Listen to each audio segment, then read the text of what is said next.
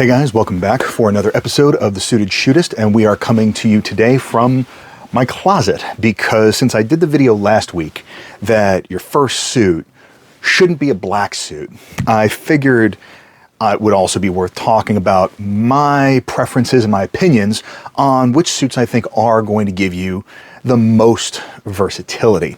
So a couple things just to kind of address up front.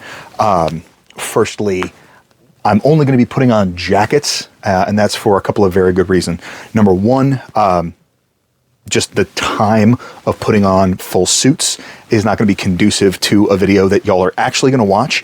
And currently, I am a little bit too fat to fit into most of my suit pants. That is something that I am working on. So aside from that, pay no attention to the jacked up thumb. I am keeping my cuffs unbuttoned, primarily because of this, but also because even if I am wearing a jacket, that is just a personal style flair that I like. You know, it's that bit of kind of carefree sprezzatura, but I'm sure I'm going to get eaten alive for that in the comments as well. So jumping kind of into it, that's also why I'm foregoing any jewelry, is just to facilitate donning and doffing. So, talked last week about why I don't like black suits. I think that they're very limiting. And the staples in the man's wardrobe are generally considered to be charcoal and navy. And so I've got a few of those. What I'm going to touch on is a few considerations if you are going to be buying, just if you need one general purpose workhorse suit, what I like. Now, obviously, tastes are subjective. There's some rules, there's some guidelines, but a lot of this is going to be very much dependent on your needs, your likes, your wants, a few other things. So let's start with gray, because I don't have a ton of gray. I really only have two.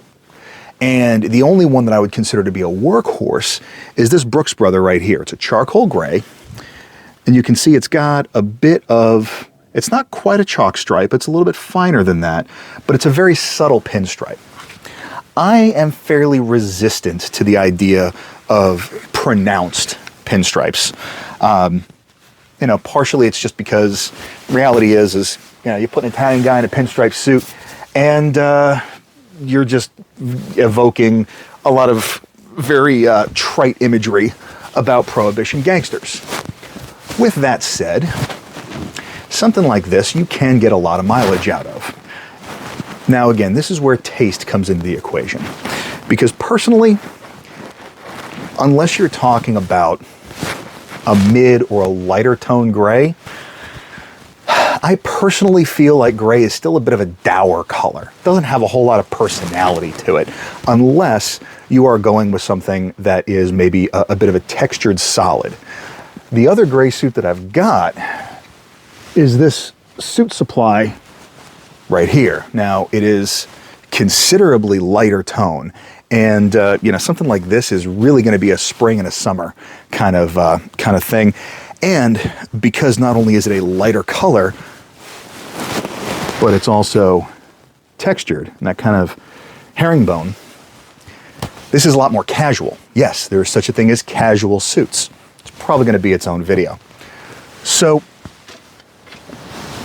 if you are going to go for something like this, this is what I wore to a friend's wedding that was black tie optional. And it was actually very similar to this. I wore the whole suit, white shirt, and then I had a gray grenadine tie, so it wasn't too tone on tone, and the tie had a little bit of texture to it, so that way, you know, it was something that gave it a bit of visual interest.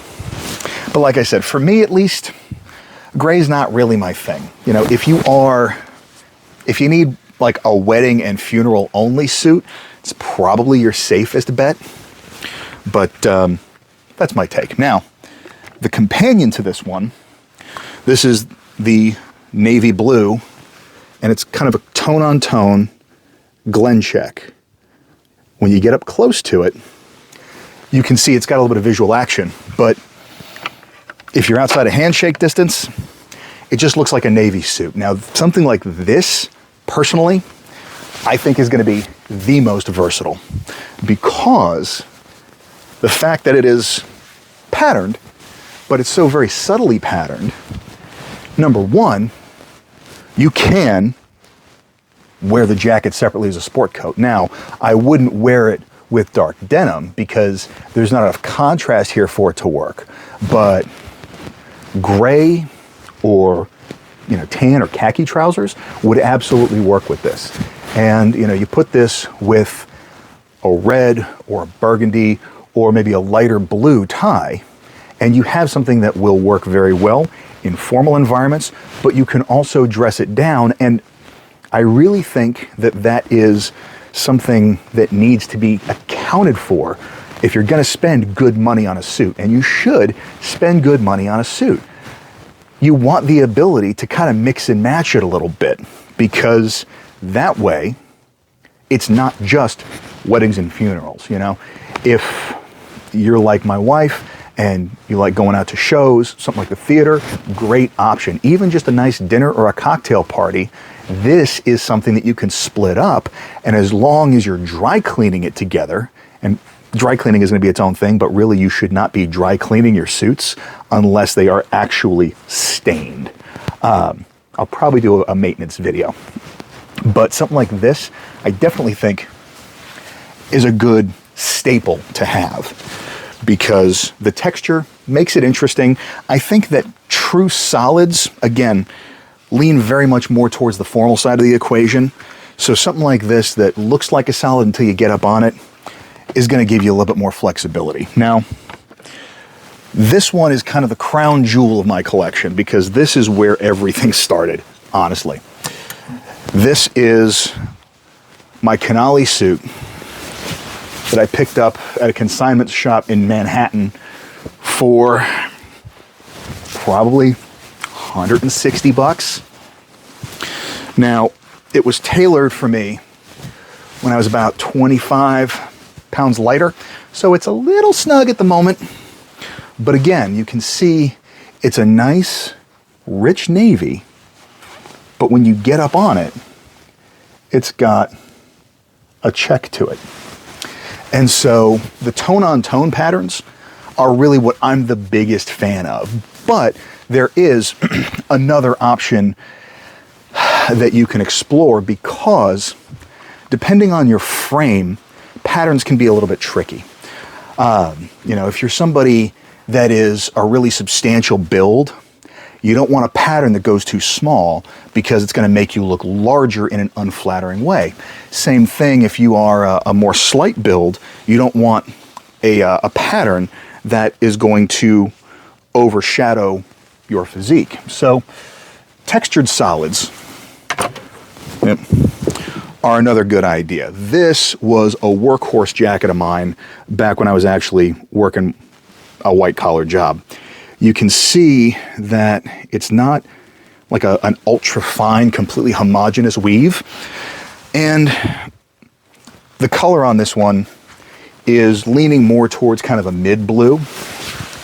And dealer's choice on that. But I gotta say that personally, I think something like this, if I was only gonna buy one, this would be the one suit, because it's still dark enough that it can play formal with a white shirt and a dark tie, but it's light enough that I could wear it with dark denim, maybe.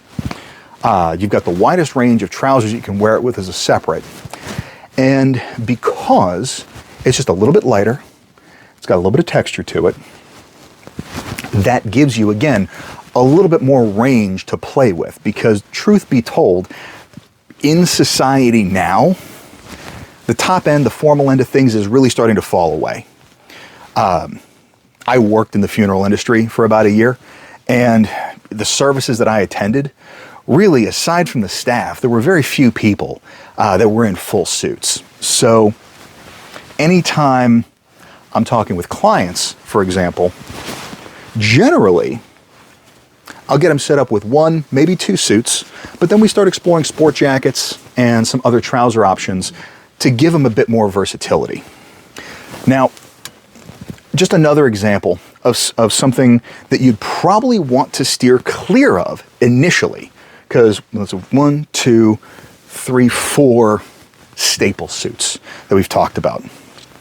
This is another one that I've got that's really going to be a little bit more casual, much more of a spring summer type vibe, because again, not only is it a far more pronounced texture, but you're starting to get into a lighter shade of blue, and so lighter colors are inevitably more casual.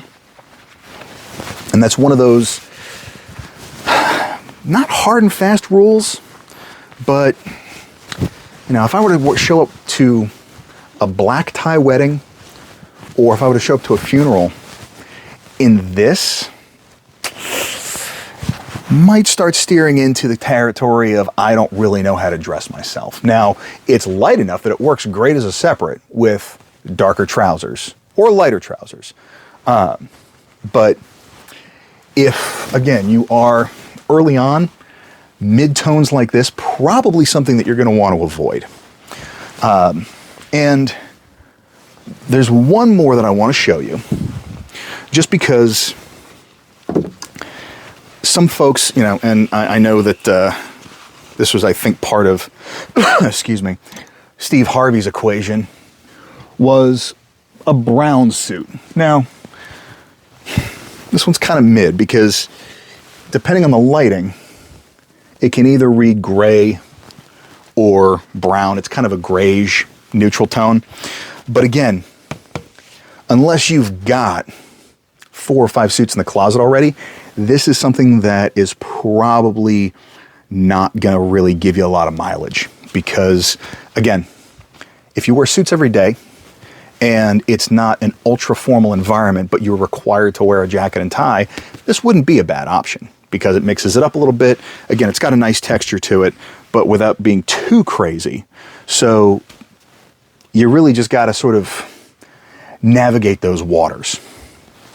And when it comes to suits specifically, I still lean relatively conservative. This is about the extent that I've got. I've got one other dark navy that's a winter weight, so it doesn't get a whole lot of play. And so this is really just to kind of serve as a primer for some guideline visual reference do's and don'ts. I'd love to hear from you guys down in the comments about what your thoughts are. Do you prefer patterns? Do you prefer textured solids? Or do you go just solid homogeneous fabric? The other thing is, next week, I'm going to touch on sport jackets specifically, because that is where you can generally have a little bit more fun. So until then, I hope everybody has a fantastic week. Stay dangerous and stay sharp.